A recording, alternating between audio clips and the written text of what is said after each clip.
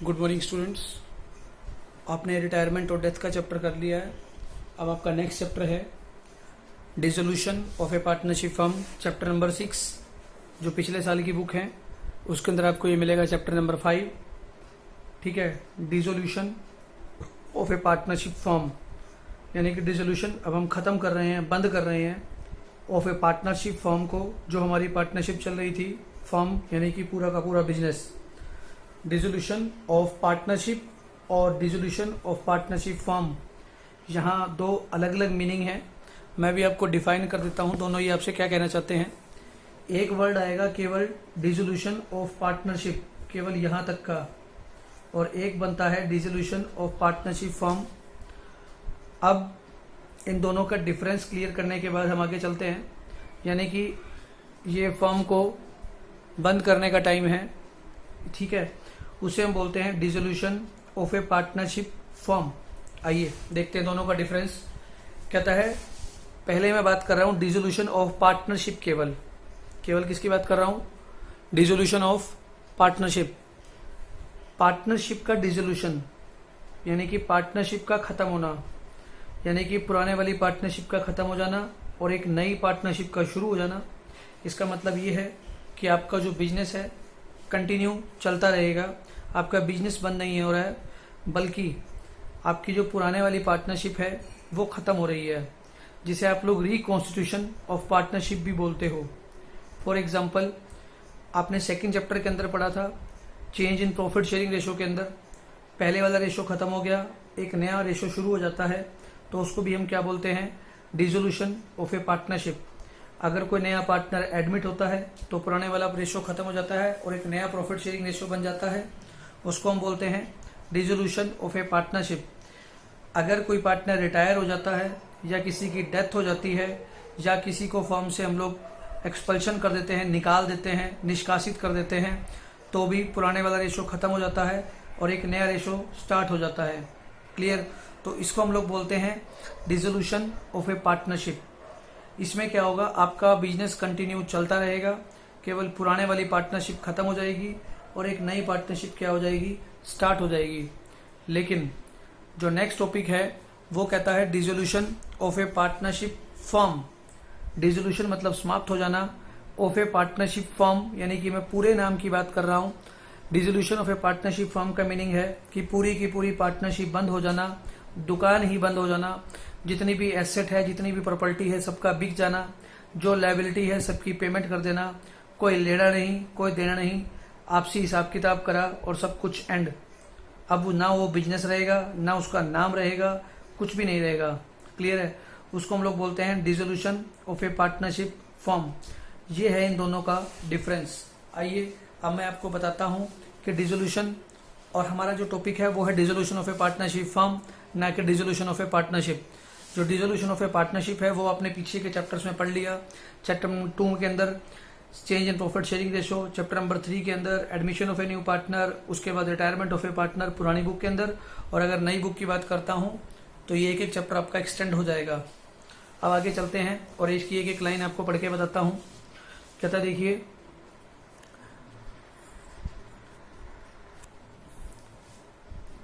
Indian partnership act make a difference या distinction, difference किया उन्होंने between dissolution of partnership, partnership के अंदर dissolution, and dissolution of a partnership firm. इन दोनों में डिफरेंस किया है।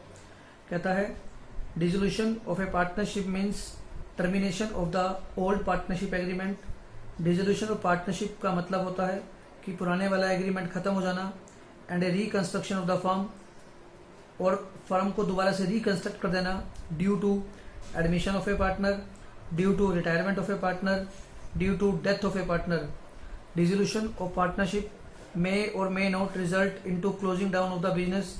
जब भी पार्टनरशिप का डिसोल्यूशन होगा, ऐसा जरूरी नहीं है कि आपका बिजनेस बंद हो जाए, ठीक है। एज द रिमेनिंग पार्टनर में agree to carry on the business, क्योंकि जो बचे हुए पार्टनर होते हैं वो बिजनेस को करते रहना चाहते हैं अंडर ए न्यू एग्रीमेंट, एक नए एग्रीमेंट के तहत। और आपको ये पता है कि partnership is the result of an agreement. Partnership हम लोग, ऐसा नहीं है कि लिखित में होना जरूरी है, पार्टनरशिप एग्रीमेंट से, आपसी समझौते से भी कर सकते हैं हम लोग, ठीक है। तो यही कहना चाहता है कि डिसोल्यूशन ऑफ पार्टनरशिप के अंदर आपका पुराना वाला जो फर्म है वो चलती भी रह सकती है और बंद भी हो सकती है। अगर कोई रिटायर हो जाता है या कोई एडमिशन करता है या कोई किसी की डेथ हो जाती है तो सभी पार्टनर की आपसी एग्रीमेंट से वो लोग इस फर्म को चलते रहना चलाए भी रख सकते हैं। तो इसको हम बोलते हैं डिसोल्यूशन ऑफ पार्टनरशिप। नेक्स्ट आपको बोलता है डिसोल्यूशन ऑफ पार्टनरशिप फर्म। यहाँ फर्म नाम साथ जुड़ गया है, means that the firm close down its business and comes to an end. इसका मतलब है कि फर्म अपने बिजनेस को क्या कर देगी, बंद कर देगी। On the dissolution of the firm the asset of the firm are sold. जब हम लोग फर्म का डिसोल्यूशन करेंगे, फर्म को बंद करेंगे, तो एसेट ऑफ द फर्म, जितनी भी हमारी प्रॉपर्टी है जो हमने स्टार्टिंग में परचेज की है, वो सब क्या करेंगे, बेच देंगे। And liabilities are paid off, और जितनी भी लाइबिलिटी है उन सब की पेमेंट कर दी जाएगी। And out of the remaining amount, अगर उसके बाद भी कुछ पैसा बच जाता है, the accounts of partners are settled. हमारे जो पार्टनर्स हैं उन लोगों ने जो अपनी कैपिटल लगा रखी थी उनके अकाउंट्स को सेटल कर दिया जाएगा, यानी कि उनकी पेमेंट कर दी जाएगी। इट मीन्स दैट कि जब भी डिसोल्यूशन ऑफ पार्टनरशिप फॉर्म होगा तो सबसे पहले हम लोग अपनी एसेट को बेचेंगे और उस एसेट के बेचने पर जो पैसा आएगा उसमें सबसे पहले हम लोग क्या करेंगे, आउटसाइड लोन पे करेंगे। आउटसाइड लोन का मतलब हो गया जो बिजनेस के बाहर का लोन है, या आउटसाइड लायबिलिटी को पे करेंगे जो बिजनेस की बाहर की लायबिलिटी है। क्लियर, ठीक है। और फिर उसके बाद मैं बता देता हूँ, हम पार्टनर्स के लोन की पेमेंट करेंगे और फिर अगर कुछ बचता है तो कैपिटल की पेमेंट की जाएगी। क्लियर। तो अभी आगे चलते हैं हम लोग। दस in case of dissolution of partnership the firm में कंटिन्यू। इसका मतलब ये है कि जब भी पार्टनरशिप का डिसोल्यूशन किया जाएगा, यानी कि जो पहले वाला था, उस केस में हमारी फर्म चलती भी रह सकती है। That is it does not mean the dissolution of the firm. इसका मतलब ये है कि फर्म का डिसोल्यूशन नहीं हुआ है, but in case of dissolution of the firm the partnership is automatically dissolve. Partnership खुद ब खुद खत्म हो जाएगी, क्योंकि सारी की सारी फर्म की एसेट को बेच दिया जाएगा, लायबिलिटी की पेमेंट कर दी जाएगी और फर्म को, बिजनेस को बंद कर दिया जाएगा। तो जो आपकी पार्टनरशिप है वो खुद ब खुद खत्म हो जाएगी। क्लियर, यही वो कहना चाहता है। कहता है डिसोल्यूशन ऑफ पार्टनरशिप में होता क्या है, यानी कि जो पहले वाला केस आपको बताया था, डिसोल्यूशन ऑफ पार्टनरशिप तभी होता है जब आपका प्रॉफिट शेयरिंग रेशियो चेंज हो जाता है ऑफ द एग्जिस्टिंग पार्टनर, जो कंट्री चल रहे हैं। यानी कि आपका चैप्टर नंबर 2 जिसमें आपने पढ़ा था कि न्यू पार्टनर और ओल्ड पार्टनर का ratio. In case of admission of a new partner, chapter number 3। In case of retirement of a partner, chapter number 4। In case of expulsion, expulsion का मतलब होता है निकाल देना, निष्कासित कर देना बिजनेस से। In case of A death of a partner. In case of insolvency of a partner, insolvency का मतलब है कि अब उस पार्टनर की पेइंग एबिलिटी नहीं है।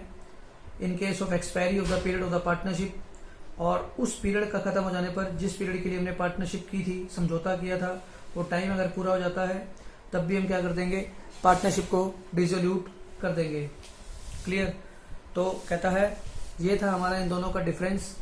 अब आगे चलता है और बता रहा है कि डिसोल्यूशन ऑफ पार्टनरशिप फॉर्म क्या होती है। अब आपसे बात कर रहा है कि डिसोल्यूशन ऑफ पार्टनरशिप फॉर्म, यानी कि पूरी फॉर्म को डिसोल्यूट करना। देखिए, कहता है modes of dissolution of partnership form. Modes का मतलब तरीके, of dissolution of partnership form, partnership form को बंद करने के तरीके। पहला बोलता है a partnership form can be dissolve in any of the following case. Case number A कहता है without the intervention of the court. Court के किसी भी प्रकार की इंटरवेंशन के बिना, यानी कि किसी भी तरह के इंटरफेयर के बिना, जब हम कोर्ट की मदद नहीं लेंगे और हमारी फर्म को हम बंद करना चाहते हैं, तो उसका सबसे पहला पॉइंट आता है bye mutual agreement, section 40। Section 40 mutual agreement का मतलब आपसी समझौते से। जो पार्टनर काम कर रहे हैं वो आपस में बैठ करके समझौता कर लेते हैं कि हम अपनी फर्म को बंद करना चाहते हैं। इसमें कोर्ट की किसी तरह की जरूरत नहीं है। जैसे गांव में पंचायत बैठ करके समझौता कर लेती है आपस में किसी झगड़े का, उसी प्रकार ये पार्टनर आपस में बैठ करके समझौता कर लेंगे और फर्म को बंद कर देंगे। इसमें कोर्ट की किसी भी प्रकार की इंटरफेयर की जरूरत नहीं पड़ी। कहता है a partnership firm may be dissolved when all the partners agree for it dissolution. एक पार्टनरशिप फर्म को उस समय डिसॉल्व कर सकते हैं, ध्यान रखना पार्टनरशिप फर्म का नाम साथ जरूर जोड़ना है। मे बी डिसॉल्व्ड बंद कर सकते हैं when all the partners agree for the dissolution. Since a partnership firm is set up by an agreement it can be dissolved by an agreement. क्योंकि आपको पता है कि पार्टनरशिप एक समझौते के तहत हुआ था और हम अगर चाहें तो उस समझौते को बैठ करके खत्म भी कर सकते हैं। It can be dissolved by an agreement. इसको हम बोलते हैं by mutual agreement without the intervention of the court. Second बोलता है कंपल्सरी डिसोल्यूशन। कंपल्सरी का मतलब है जब जरूरी हो जाएगा। Section 41 A firm is compulsory dissolve in the following cases. एक फर्म को जरूरी ही बंद करना पड़ जाएगा। ऐसा कब होगा देखिएगा, कहता है when all but one of the partner of the firm become insolvent. कहता है जब सारे के सारे पार्टनर इंसॉल्वेंट हो जाएं या कोई एक पार्टनर इंसॉल्वेंट हो जाए तो हमारे को क्या करना पड़ता है, उस फर्म को बंद करना ही जरूरी हो जाता है। दूसरा बोलता है when the business of the firm become unlawful. जिस बिजनेस को हम कर रहे हैं वो गैर कानूनी है, सही नहीं है, तो उस बिजनेस को भी हमें क्या कर देना चाहिए, बंद कर देना चाहिए। ये एक कंपल्सरी डिसोल्यूशन है, जरूरी हो जाता है बंद करना। तीसरा बोलता है on happening of an event. Section 42, section 40 था, 41 है, 42 है, ठीक है। ये सब without the intervention of the court है, इसकी कोर्ट की कोई भी इंटरफेयर नहीं आ रही है। सेक्शन 42 कहता है a firm may be dissolved on the happening of any of the following incidents. एक फर्म को तब भी डिसॉल्व बंद करना पड़ सकता है जब इनमें से कोई घटना घटित हो जाती है। For example on the insolvency of a partner, अगर कोई पार्टनर इंसॉल्वेंट हो जाए। ऑन डेथ, कोई पार्टनर की डेथ हो जाती है और हमें फर्म को बंद करना पड़ेगा। On the fulfilment of the object, जिस ऑब्जेक्टिव के लिए, जिस पर्पज के लिए हमने पार्टनरशिप की थी, अगर वो ऑब्जेक्ट पूरा हो जाता है, पर्पज पूरा हो जाता है, तो भी हम जिसके लिए फर्म को बनाया गया था, for which the firm was formed, तब भी हम क्या कर सकते हैं, बिजनेस को बंद कर सकते हैं। On the expiry of the period, जितने टाइम पीरियड के लिए हमने जो पार्टनरशिप की थी, for which the firm was formed, वो टाइम पीरियड पूरा हो जाता है, तब भी हमें क्या करना पड़ेगा, फर्म को डिसोल्यूट करना पड़ेगा, बंद करना पड़ेगा, ठीक है। On happening of the event के अंदर, यानी कि कोई पार्टनर इंसॉल्वेंट हो जाता है, किसी पार्टनर की डेथ हो जाती है, या जिस ऑब्जेक्टिव के लिए या जितने टाइम पीरियड के लिए, इनमें से अगर कोई भी चीज पूरी हो जाती है, यानी कि वो घटना घटित हो जाती है, यानी कि कोई इवेंट पूरा हो जाता है, तो इस केस में हम क्या बोलते हैं, on happening of an event. कोई घटना घटित हुई, भाई टाइम पीरियड पूरा हो गया, ऑब्जेक्टिव पूरा हो गया, पार्टनर की डेथ हो गई या पार्टनर इंसॉल्वेंट हो गया, तो हम बोलते हैं कि एक इवेंट घटित हो गई है। इस केस में हमारे को क्या करना पड़ेगा, फर्म को बंद करना पड़ेगा। चौथा आता है बाय नोटिस। सेक्शन 43 आप देख रहे हैं, 40, 41, 42, 43 लगातार सभी सेक्शन चल रहे हैं। By mutual agreement section 40, compulsory dissolution section 41, ठीक है। On happening of an event 42, by notice section 43। When the duration of the partnership firm is not fixed, जब जिस पर्पज के लिए हमने पार्टनरशिप की थी उसका टाइम स्टार्टिंग में फिक्स नहीं किया गया। And it is at will any partner by giving notice, तो किसी भी पार्टनर की इच्छा पर अगर वो कोई नोटिस देता है तो अदर पार्टनर्स को, कोर्ट में नहीं बल्कि अदर पार्टनर्स को, कैन डिसॉल्व द फर्म। यानी कि जब फर्म का टाइम पीरियड सेट नहीं है कि हमने कितना टाइम पीरियड के लिए फर्म को बनाया है, तो कोई भी एक पार्टनर बाकी सभी पार्टनर्स को नोटिस दे करके फर्म को डिसोल्यूट कर सकता है, ठीक है। ये सब कोर्ट के बिना इंटरफेयर के हो रहा है। अब आगे चलते हैं। By order of the court, court के आदेश पर सेक्शन 44 कहता है the court may on an application by a partner, जब भी जो हमारे पार्टनर्स काम कर रहे हैं, कोर्ट तो तभी आएगा ना जब उनमें से कोई एक पार्टनर कोर्ट में अर्जी लगाएगा, ठीक है। The court may on an application by a partner order the dissolution of the partnership firm under the following circumstances. In cases के अंदर कोर्ट क्या कर सकता है, फर्म को बंद करने का डिसीजन दे सकता है। कैसे? When a partner has become of unsound mind, एक पार्टनर का दिमाग है वो ठीक से काम नहीं कर रहा है, अनहेल्दी माइंड है, स्वस्थ नहीं है, उसका दिमाग ठीक से काम नहीं कर रहा है, तब, ठीक है। Second, when a partner other than the partner filing a suit, when a partner, जब कोई एक partner other than the partner filing a suit, जिसने कोर्ट में अर्जी दिया है या केस किया है, has become permanently incapable of performing his duty as a partner. Suppose कर लीजिए दो पार्टनर हैं ए और बी, ए ने कोर्ट में दे दिया कि बी पार्टनर ठीक से काम नहीं कर रहा है, वो अपनी ड्यूटी को परफॉर्म नहीं करता है, तो मैं चाहता हूँ कि इस फर्म को बंद कर दिया जाए। पहले उन्होंने आपस में बात की होगी, वो नहीं माना, तो वो कोर्ट में चला गया और इस केस में कोर्ट आएगा बीच में, इंटरफेयर करेगा, क्योंकि एक पार्टनर ने कोर्ट में क्या किया है, केस किया है।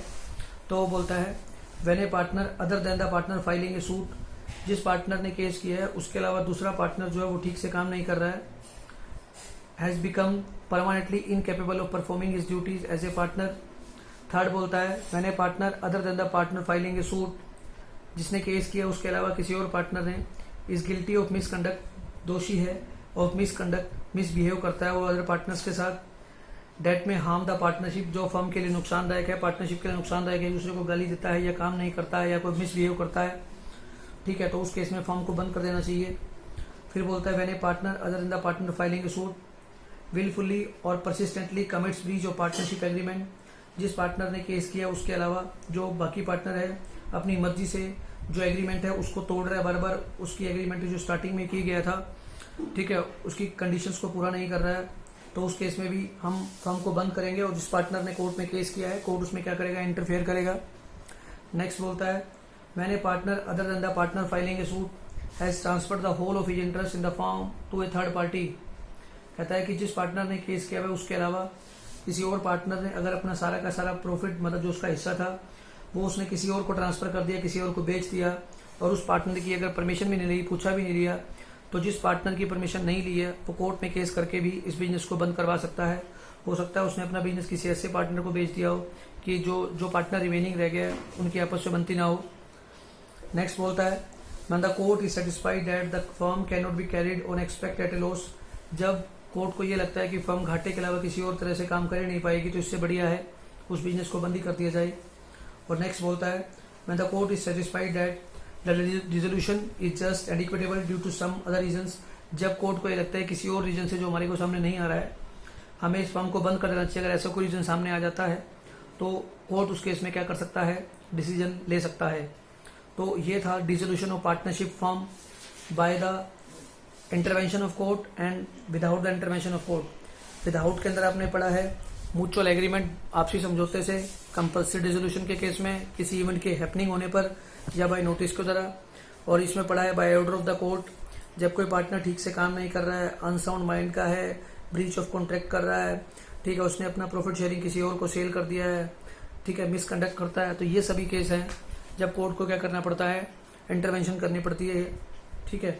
ये था आपका डिसोल्यूशन ऑफ पार्टनरशिप फर्म। अब हम आगे चलते हैं, हम डिफरेंस पढ़ेंगे अब दोनों के बीच में कि dissolution of partnership and dissolution of firm, यानी कि डिसोल्यूशन ऑफ फर्म या बोल सकते हो डिसोल्यूशन ऑफ पार्टनरशिप फर्म, इन दोनों में क्या डिफरेंस है। चलते हैं आगे, अभी देखिएगा, कहता है it refers to change in the existing agreement between the partners the firm continue its business. Dissolution of partnership का मीनिंग होता है कि एग्जिस्टिंग एग्रीमेंट, पहले वाला एग्रीमेंट खत्म हो जाएगा और फर्म क्या होगी, चलती रहेगी, यानी कि फर्म बंद नहीं होगी। ए बी सी तीन पार्टनर थे, सी छोड़ गया, ए और बी काम करेंगे, ए बी सी मर गया तो ए और बी काम करते रहेंगे। अगर पहले वाला रेशियो चेंज हो गया तो फर्म चलती रहेगी, यानी कि फर्म का पहले वाला नाम चलता रहेगा, उसमें कोई भी चेंज नहीं है। और डिसोल्यूशन ऑफ फर्म का मतलब it refers to closure of the firm, यानी कि हमें फर्म को क्या करना है, बंद करना है। दूसरा बोलता है continuation of the business, the firm continues it's business, firm अपना बिजनेस कंटिन्यू क्या करेगी, करती रहेगी। और डिसोल्यूशन ऑफ फर्म के अंदर business of the firm comes to an end, clear. तीसरा बोलता है economic relationship between the partners continue through in a change form, जो पार्टनर्स काम कर रहे हैं उनका इकोनॉमिक रिलेशन यानी कि पैसे का जो रिलेशन है, जो मिलके काम कर रहे हैं वो चलता रहेगा। इन ए चेंज फॉर्म का मतलब किसी और फॉर्म में, यानी कि एक नए रेशियो के अंदर होगा। लेकिन यहाँ डिसोल्यूशन ऑफ फर्म के अंदर अब इनका जो पार्टनरशिप खत्म हो जाएगी, अब अपने फ्री है, जैसे मर्जी काम करें। Case number 4, closure of books of accounts. Books of accounts need not to be closed. Dissolution of partnership के अंदर किताबों को बंद करने की जरूरत नहीं है, लेकिन डिसोल्यूशन ऑफ पार्टनरशिप फर्म या डिसोल्यूशन ऑफ फर्म के अंदर books of accounts have to be closed, because business को हमें बंद करना है, सभी एसेट को बेचना है, सभी लायबिलिटी की पेमेंट करनी है। Point number 5, settlement of asset and liabilities. Asset are revalued and liabilities reassessed and gain or loss on revaluation is distributed among the partners in their all profit sharing ratio। ये आपने पीछे पढ़ा है chapter number 2 में भी, 3rd में भी, 4th में भी, कि रिवैल्यूएशन का जो प्रॉफिट होता है एसेट और लायबिलिटी का रिवैल्यूएशन होता है, ठीक है, और उस रिवैल्यूएशन में जो प्रॉफिट होता है उसको ट्रांसफर करते हैं। डिसोल्यूशन ऑफ फर्म क्या कहती है, asset are sold and liabilities are paid off and balance if any it is distributed among all the partners. Assets are sold and liabilities are paid off and the balance if any is distributed among all the partners। 6th point बोलता है effect। Dissolution of partnership does not necessarily means the dissolution of firm। Partnership के खत्म होने पर ये जरूरी नहीं है कि फर्म भी खत्म हो जाएगी, बंद हो जाएगी। Dissolution of the firm necessarily means the dissolution of the partnership also, लेकिन फर्म के डिसोल्यूशन पर डिसोल्यूशन ऑफ पार्टनरशिप भी क्या हो जाएगी, खत्म हो जाएगी। और कोर्ट का इंटरवेंशन, डिसोल्यूशन ऑफ पार्टनरशिप के अंदर there is no intervention by the court since the partnership is dissolved by the mutual consent. इसमें कोर्ट की किसी प्रकार की इंटरफेयर की जरूरत नहीं है, क्योंकि सभी पार्टनर्स ने बैठ करके समझौते से ये डिसीजन लिया है। और a firm can be dissolved either without the intervention of the court और by the order of the court. A firm can be dissolved either without the intervention of the court और by the order of the court. हम एक firm को dissolve कर सकते हैं चाहे उसमें कोर्ट का इंटरफेयर हो या ना हो, जैसा कि हमने पीछे पढ़ा है केस नंबर 40 से लेकर के 44 तक के। क्लियर। अब बोलता है settlement of accounts on dissolution.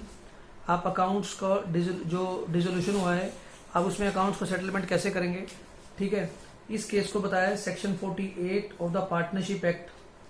Section 48 ने इसको specify the modes of settlement of accounts on the dissolution of a partnership firm. Dissolution of partnership firm के केस में, ठीक है, हम अकाउंट्स को सेटलमेंट कैसे करेंगे, सेक्शन 48 इसको डिफाइन करता है, ठीक है। मैं आपको डिफाइन कर रहा हूं अभी, देखिएगा आगे। कहता है first of all the amount of loss including the deficiency of capital shall be paid out of profits. किसी भी प्रकार का लॉस है या हमारी कैपिटल की डेफिशिएंसी है वो हमारे प्रॉफिट्स में से दी जाएगी। अगर फिर भी कमी रह जाती है फिर हम अपने कैपिटल में से देंगे, और नेसेसरी जरूर हुआ तो हम पार्टनर से क्या करेंगे, मंगवा लेंगे और उनके प्रॉफिट शेयरिंग रेशो के अंदर, और वो क्या करेंगे, पेमेंट करेंगे, ठीक है। नेक्स्ट बोलता है, सबसे जरूरी पॉइंट यहां से स्टार्ट होता है, amount realised from the sale of asset of the firm. कहता है फर्म की एसेट को बेचने पर including any sum contributed by the partners shall be applied in the following manners. अगर किसी पार्टनर ने भी पैसा लगा रखा है तो उसका तरीका किस तरीके से करेंगे। सबसे पहले outside debts of the firm will be paid. जो फर्म की बाहर की लायबिलिटी यानी कि एक्सटर्नल जो लायबिलिटी है, सबसे पहले एक्सटर्नल लायबिलिटी की पेमेंट की जाएगी। Out of the remaining amount, ये जो अमाउंट आया हमारे पास ये सभी एसेट को बेच करके आया है, ये लिखा हुआ देखिए, amount realise from the sale of the asset of the firm, या फर्म के पास अगर कुछ कैश अवेलेबल है या बैंक में बैलेंस अवेलेबल है, इन सारे पैसे से सबसे पहले हम लोग एक्सटर्नल लायबिलिटी की पेमेंट करेंगे। और जो रिमेनिंग अमाउंट रहेगा, the loan advance bye the partners will be paid of, ठीक है। अगर किसी पार्टनर ने फर्म को लोन दिया हुआ है यानी कि फर्म की पार्टनर के प्रति को लायबिलिटी है तो उसकी पेमेंट होगी। उसके बाद हम लोग कैपिटल अकाउंट की पेमेंट करेंगे, और फिर भी अगर कुछ बैलेंस रह जाता है तो वो पार्टनर्स के कैपिटल अकाउंट में क्या कर देंगे, ट्रांसफर कर देंगे उनके प्रॉफिट शेयरिंग रेशो के अंदर। क्लियर। तो यानी कि सबसे पहला काम क्या है, हमारे पास कैश होना चाहिए। कैश कहाँ से आएगा, जितनी भी हमारी एसेट है उसको बेच करके। दूसरा काम क्या है, दूसरा काम है हमारे को सबसे पहले एक्सटर्नल लायबिलिटी को पे करना है, चाहे वो बैंक लोन है चाहे वो क्रेडिटर की पेमेंट है, ठीक है। तीसरा काम क्या है कि जो पेमेंट करने के बाद जो पैसा बचेगा, ठीक है, फिर अगर किसी पार्टनर ने फर्म को लोन दिया हुआ है तो पार्टनर के लोन की पेमेंट की जाएगी। ध्यान रखना, पार्टनर का लोन और बैंक लोन दोनों अलग अलग है। बैंक लोन हमारी एक एक्सटर्नल लायबिलिटी है और पार्टनर के लोन को हम अलग से डिफाइन करेंगे, अलग से अकाउंट बना करके तैयार करेंगे। फिर हम लोग balance of capital account will be return, और उसके बाद कुछ अमाउंट रह जाता है वो क्या करेंगे, पार्टनर से प्रॉफिट शेयरिंग रेशो के अंदर डिवाइड कर देंगे। ये था आपका थ्योरी का पार्ट। अब हम जो करने जा रहे हैं accounting procedure on dissolution of partnership firm, ठीक है। अकाउंटिंग प्रोसीजर, आप अकाउंट्स किस तरीके से तैयार करेंगे। अब आपके बारे में बताते हैं कि हमारे को अकाउंट कौन कौन से तैयार करने हैं। कहता है in order to close the books of the firm on dissolution the following accounts are open in order given below. इस ऑर्डर में हम क्या करेंगे, अकाउंट्स तैयार करेंगे। सबसे पहला क्या तैयार किया जाएगा, रियलाइजेशन अकाउंट तैयार किया जाएगा। दूसरा अकाउंट कौन सा तैयार किया जाएगा, पार्टनर्स लोन अकाउंट, जैसा कि आपको बताया था। एसेट को बेचेंगे तो सारा काम रियलाइजेशन अकाउंट में होगा। पार्टनर का लोन अकाउंट। थर्ड वन जो आता है पार्टनर का कैपिटल अकाउंट। चौथा जो बनता है कैश और बैंक अकाउंट। ये चार अकाउंट्स हमारे को क्या करने हैं, इस चैप्टर में तैयार करने हैं, और इस चैप्टर में से एक क्वेश्चन पक्का मिलेगा आपको, ठीक है। और आसान चैप्टर है, दो ही कंसेप्ट हैं, अगर दोनों कंसेप्टों को अगर समझ लेंगे तो इस चैप्टर में कहीं भी गलती नहीं होती है। आ जाइए देखिए, सबसे पहला जो अकाउंट तैयार करना है वो तैयार करना है रियलाइजेशन अकाउंट। रियलाइजेशन की आपको बता देता हूँ, जो नेचर होती है वो एक तरह के नॉमिनल अकाउंट की नेचर होती है। और नॉमिनल अकाउंट का रूल आपको पता है, debit all expenses and losses and credit all income and gain. बहुत ही आसान अकाउंट है। मैं इसको पढ़ने से पहले सबसे पहले मैं आपको एक तरीका बता देता हूँ जिससे कि आप इस क्वेश्चन को बड़े आसानी से कर लेंगे।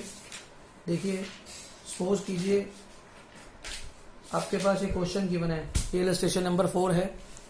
इलस्ट्रेशन नंबर 4 को मैं आपको डिफाइन करता हूँ।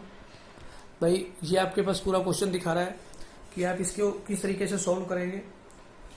आपको सबसे पहले क्या करना है, रियलाइजेशन अकाउंट तैयार करना है। फिर हम उसकी थ्योरी पढ़ेंगे तो थ्योरी जल्दी से समझ में आ जाएगी हमारे। देखिए, मैंने आपको बताया कि रियलाइजेशन की जो नेचर होती है वो एक नॉमिनल अकाउंट की होती है। आप सबसे पहले क्या करेंगे, रियलाइजेशन अकाउंट तैयार कर लेंगे। क्लियर। अब इस रियलाइजेशन अकाउंट के अंदर आपको बता रहा हूँ कि बिल्कुल सिंपल ही फॉर्म है हमारी अकाउंट्स की और बहुत जल्दी आपको समझ में आ जाएगी। हम यहाँ सबसे ऊपर लिखते हैं पर्टिकुलर अमाउंट, पर्टिकुलर अमाउंट, ये आपको पता है डेबिट साइड है और ये आपको मालूम है क्रेडिट साइड है। रियलाइजेशन की नेचर मैंने आपको बता दी है, नॉमिनल अकाउंट होता है। ठीक है, नॉमिनल अकाउंट का रूल होता है debit all expenses and losses, credit all income and gain.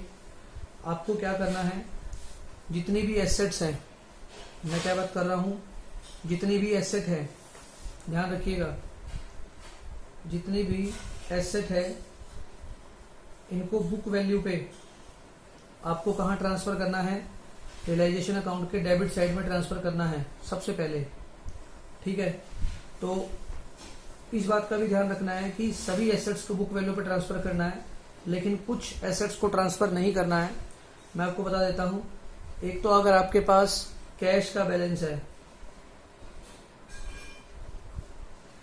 दूसरा अगर आपके पास बैंक बैलेंस है, कैश बैलेंस और बैंक बैलेंस, इन दो को हम लोग नहीं छेड़ेंगे, ये ऐसे कैसा पड़ा रहेगा आपके पास। और तीसरा, अगर किसी भी प्रकार का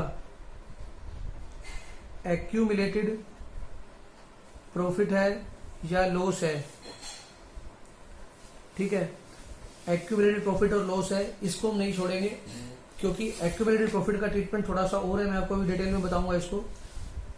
सभी एसेट्स को बुक वैल्यू पर दिखाएंगे। अब आपको एक्यूमुलेटेड लॉसेस का नाम पता है कौन कौन सा होता है। प्रॉफिट एंड लॉस अकाउंट का जो एसेट साइड में ट्रांसफर कर रहा हूं, वहां पर आपको क्या मिलेगा, जो यहाँ गिवन है, देखिएगा, प्रॉफिट एंड लॉस का debit balance, advertisement, suspense account, और तीसरा आपको यहाँ क्या मिलेगा, डेफर्ड रिवेन्यू एक्सपेंडिचर।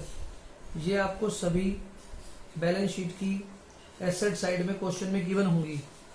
ठीक है, हमें इन तीन एसेट्स को बिल्कुल नहीं छेड़ना है, मतलब प्रॉफिट एंड लॉस के डेबिट बैलेंस को, एडवर्टाइजमेंट सस्पेंस अकाउंट को, डेफर्ड रेवेन्यू एक्सपेंडिचर को। आपको पता है ये आपके एक्यूमुलेटेड लॉसेस होते हैं और ये आपको क्या करने हैं, पार्टनर्स के कैपिटल अकाउंट में ओल्ड रेशो में क्या करने हैं, ट्रांसफर करने हैं। आपको करने भी आते हैं। ये लॉसेस हैं तो पार्टनर्स कैपिटल अकाउंट डेबिट होते हैं। ठीक है, वो हम आपको करके बताएंगे अभी कैसे करना है, इसको छोड़ देंगे। और बाकी जितनी भी एसेट है आप रियलाइजेशन अकाउंट में क्या करेंगे, डेबिट में लिख देंगे। फॉर एग्जांपल देख सकते हैं, कैश एट बैंक है, मैं इसको नहीं छेड़ूंगा। दूसरा आपके पास डेटर गिवन है, एसेट्स को ट्रांसफर करेंगे हम लोग डेबिट में और लायबिलिटी को ट्रांसफर करेंगे हम लोग क्रेडिट में। एक्यूमुलेटेड प्रॉफिट और लॉसेस को नहीं छेड़ना है। डेटर में से प्रोविजन लेस करके दिखाया हुआ है। एक बात समझ लेना कि डेटर की जो बुक वैल्यू है वही ट्रांसफर की जाएगी, जितना भी प्रोविजन है ये हमेशा क्रेडिट साइड में ट्रांसफर किया जाएगा। तो मैं यहाँ पे क्या लिखूंगा, टू डेटर, कितना अमाउंट है 40,000 का, इसका जो प्रोविजन है वो बाय लिख के क्या कर दूंगा, क्रेडिट साइड में ट्रांसफर कर दूंगा। प्रोविजन आपको बता देता हूँ कौन कौन से होंगे। प्रोविजन फॉर डाउटफुल डेट्स दिखा रहा है ये 1800 रुपये। प्रोविजन ऐसे कौन कौन से होंगे देखिएगा, provision for doubtful dates,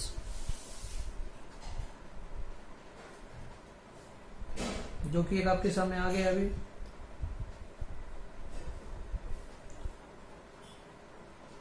provision for machinery replacement reserve, machinery replacement. तो इस तरीके का भी क्या करेंगे हम लोग, ट्रांसफर नहीं करेंगे। बाकी कोई और प्रोविजन आएगा तो आपको बताएंगे अभी आगे। तीसरा आता है स्टॉक, आप स्टॉक को भी यहाँ ट्रांसफर कर देंगे।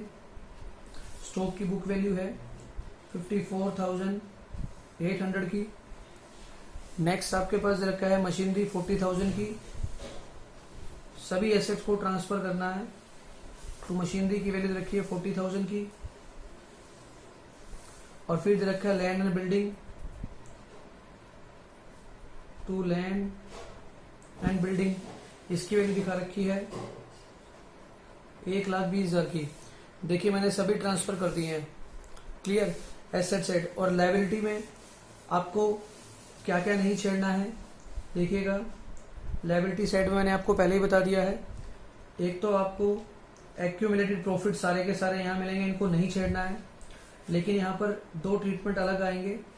उनमें एक ट्रीटमेंट आपका आएगा इन्वेस्टमेंट फ्लक्चुएशन फंड का, उसकी डिटेल अभी आगे बताएंगे आपको, एक्यूमुलेटेड प्रॉफिट। और दूसरा आप यहाँ कैपिटल के बैलेंस को और करंट अकाउंट के बैलेंस को बिल्कुल नहीं छेड़ेंगे, वो ऐसे कैसा यहीं रखा रहेंगे। इसके अलावा जितनी भी लायबिलिटी है सब यहाँ ट्रांसफर कर देंगे। लेकिन अगर किसी पार्टनर का लोन अकाउंट है तो उसको रियलाइजेशन अकाउंट में ट्रांसफर नहीं किया जाएगा।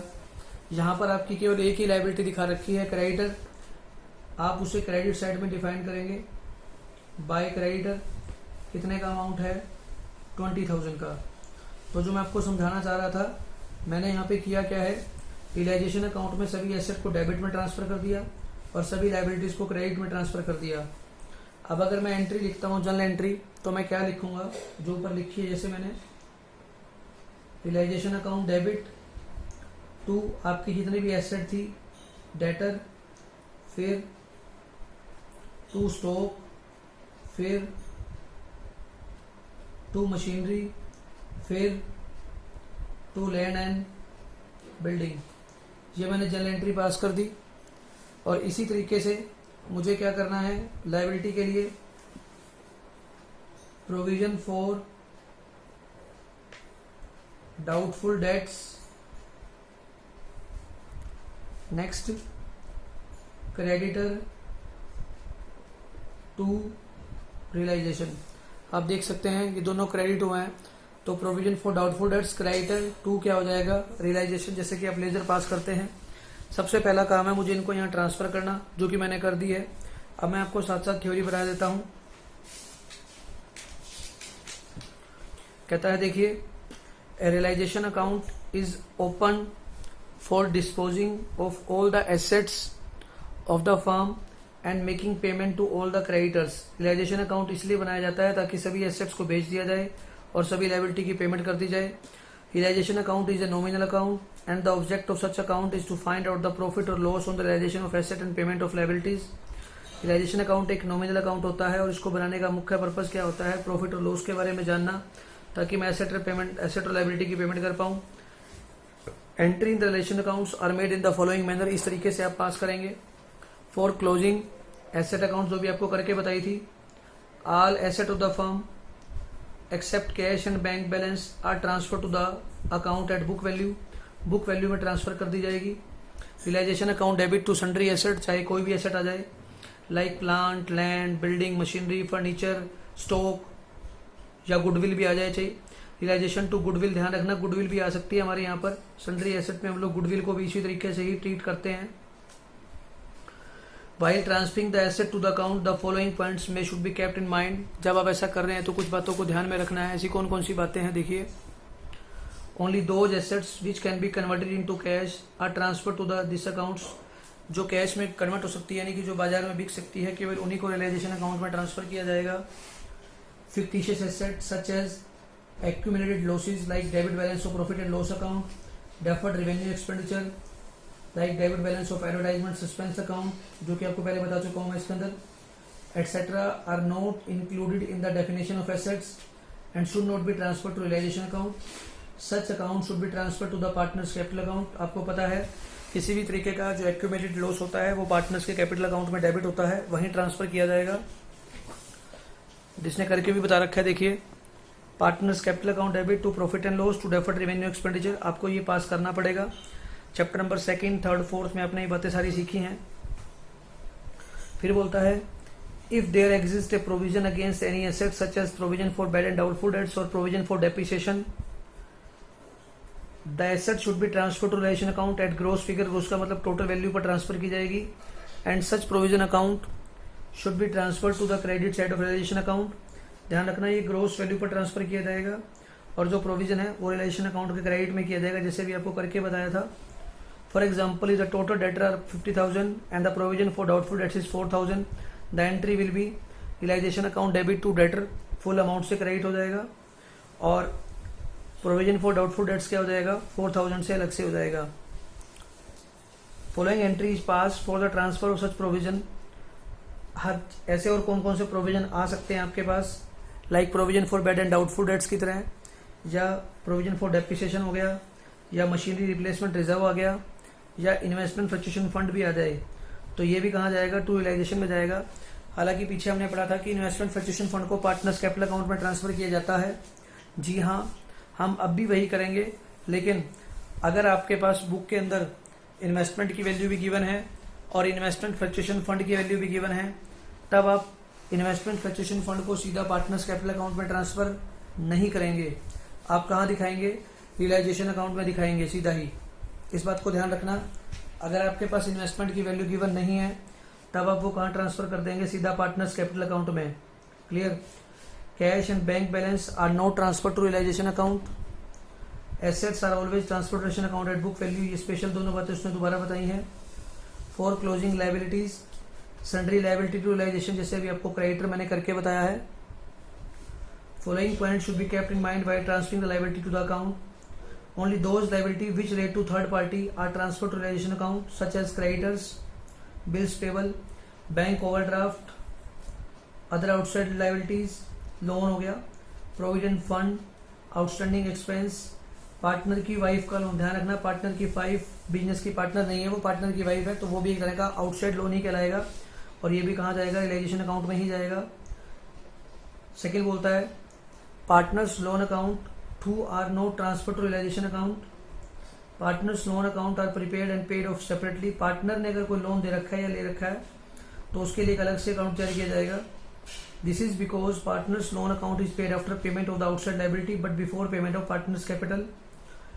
कहता है जो पार्टनर का लोन है वो आउटसाइड लाइबिलिटी से बाद दिया जाएगा और पार्टनर की कैपिटल की पेमेंट से पहले दिया जाएगा.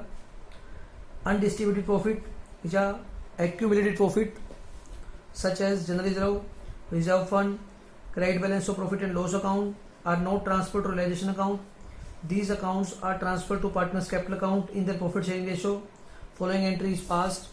General reserve, reserve fund, contingency reserve, profit and loss या workman compensation reserve, ये सभी कहा जाता है पार्टनर्स के कैपिटल अकाउंट में ट्रांसफर होता है.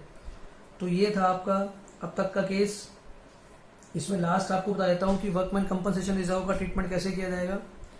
ध्यान रखिएगा, वर्कमैन कंपनसेशन रिजर्व आप पार्टनर्स के कैपिटल अकाउंट में ट्रांसफर करते हो, लेकिन अगर किसी प्रकार की आपकी कोई लायबिलिटी दे रखी है तब उस केस में आप क्या करेंगे.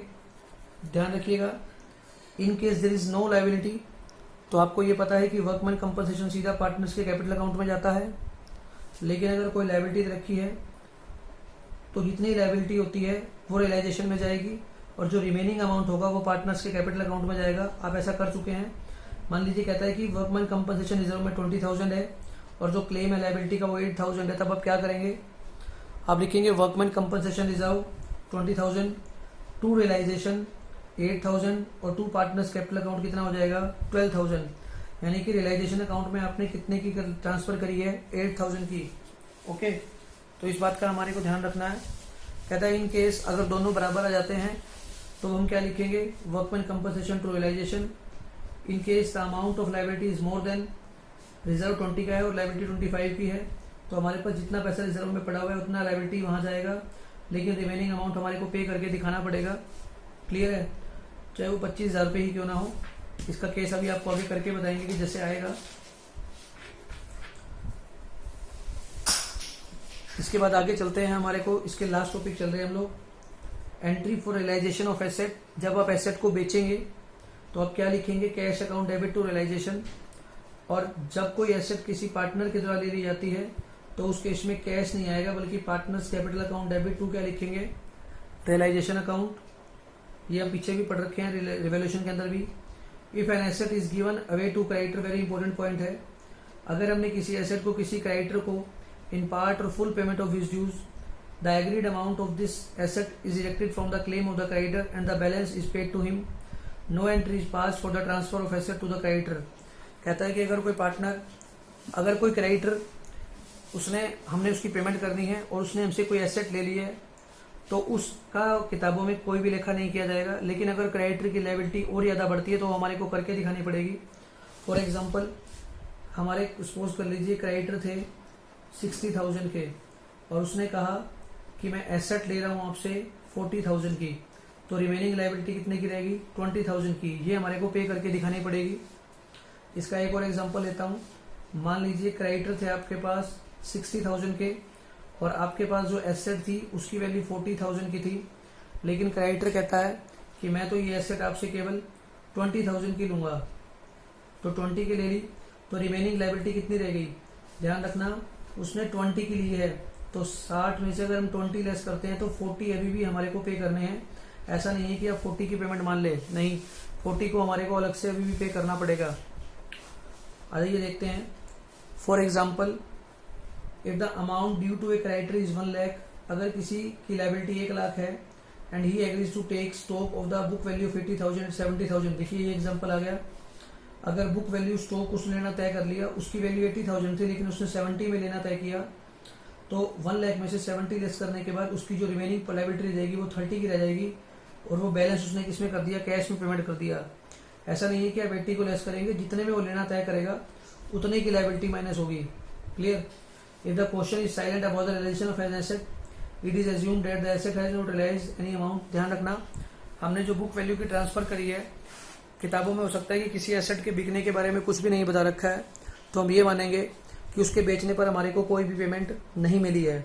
लेकिन अगर हमारे को कोई लायबिलिटी बुक में दिखा दी है और उस लायबिलिटी की पेमेंट के बारे में कुछ नहीं कह रखा है, तब भी हमारे को उस बंदे की लायबिलिटी को पे करना ही करना पड़ेगा। क्लियर? आगे चलते हैं। देखिए, entry of payment of outside liabilities, when liabilities are paid in cash, realisation to bank आपको पता है नॉमिनल अकाउंट है, रियलाइजेशन टू कैश जा रहा है। When any partner agree to take over some liability, तो उस केस में हमारे पास से कैश नहीं जाएगा, रियलाइजेशन टू कैश चला जाएगा पार्टनर्स कैपिटल अकाउंट, क्योंकि अब फर्म को किसे पे करना पड़ेगा? पार्टनर की कैपिटल को पे करना पड़ेगा। For payment of realisation expense, इसको हम बाद में बताएंगे। और इसके ऊपर चलते हैं। If the question is silent about the payment of liability, it has to be paid out in full. अगर पेमेंट के लायबिलिटी के बारे में नहीं बता रखा है तो वो हमारे को पे करके बतानी पड़ेगी। क्लियर? तो ये था आपका टॉपिक रियलाइजेशन अकाउंट। इसके क्वेश्चन हम कल आपको करके बताएंगे। अब सेकंड एग्जांपल को मत देखना, अगर आप पढ़ना भी चाहो। थर्ड को मत देखना। थर्ड के बाद पेज नंबर 6.12 के ऊपर जो मैंने भी आपको रियलाइजेशन अकाउंट बताया है कि सभी एसेट्स को बुक वैल्यू पर ट्रांसफर करना पड़ता है, वो इसने करके बता रखा है। उसके बाद हम लोग क्या करेंगे? इलस्ट्रेशन नंबर 4 से स्टार्ट करेंगे। अगर आप रीड करना चाहें तो आप भी कर सकते हैं। गुड डे, आराम से पढ़िए और कोशिश कीजिए इलस्ट्रेशन नंबर 4 को आसानी से पढ़ भी लीजिए, ताकि जब आप प्रैक्टिकल का नेक्स्ट वीडियो में स्टार्ट करेंगे तो आसानी से आपको समझ में भी आ जाए।